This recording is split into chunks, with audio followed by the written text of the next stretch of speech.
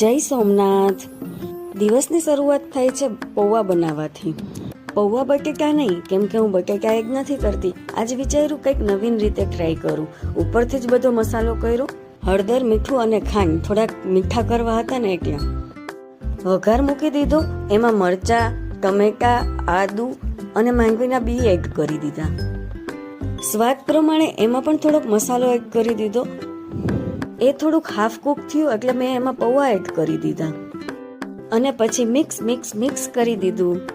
વિચાર્યું હતું એનાથી પણ મસ્ત બન્યા, ખટમીઠા અને ખીલા, મતલબ કે છૂટા એકદમ મસ્ત બન્યા હતા. ટેસ્ટમાં પણ મસ્ત હતા. એ વારમાં ખુશીબેન પણ ઉઠી ગયા હતા, કેમ કે એને ટિફિન બનાવવાનું હોય એટલે એને રેડી કરી દીધી અને મસ્ત એની ફ્રેન્ડ સાથે ટીવી જોતી હતી. એને એડવર્ટાઈઝ જોવી બહુ જ ગમે. આખો દિવસ એડવર્ટાઈઝ જ જોતી હોય. Tata, bye bye, subscribe please.